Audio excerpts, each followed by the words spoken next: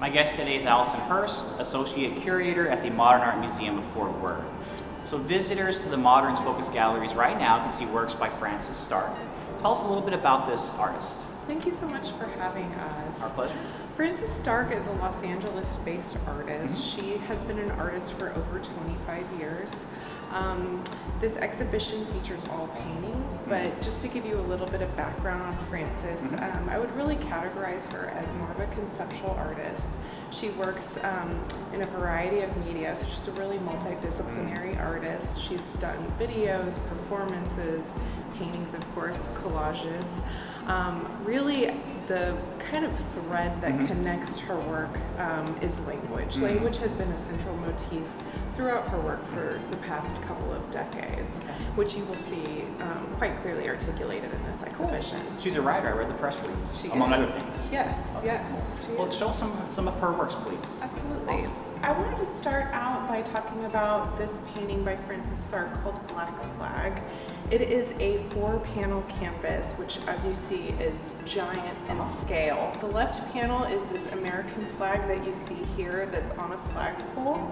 And then the far right panel features Nancy from the cartoon Nancy. It shows the artist in the spotlight and just kind of this pressure as for artists to feel that they are these representatives of culture to comment upon what else is going on in the world. This painting is something that she made specifically for this show at the Modern. It's called Reading Agnes Martin. This is from a photo that Frances took of her reading one of Agnes Martin's essays. And so a lot of the times when you'll see Frances using text in her work, it's usually in the context where it's in her lap, or there's a painting where she's reading a text on her laptop and there's a fire in the background, a fireplace in the background. This is one of the ones in which she really wanted to focus on in the show.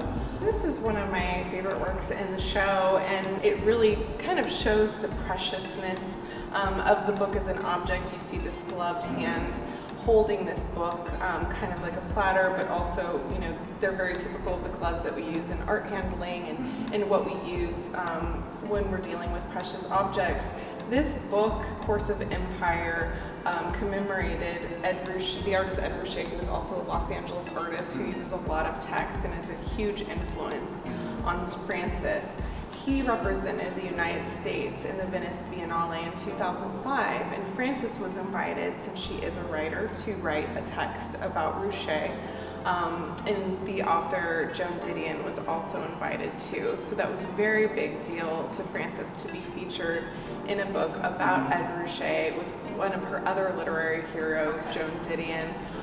So really this is an illustration of that book that they produced. So Frances seems to be prodding her fellow artists and intellectuals to get active and get involved in this debate over modern life in America. What advice do you think she would have, just kind of based on all this time you spent with her artworks, for her fellow artists? What should they be doing in her mind? As an artist, she's very sincere. She's very serious, and I think she would really want to kind of prod others to have this open and honest conversation about the world in which we live. Also, it's been fun.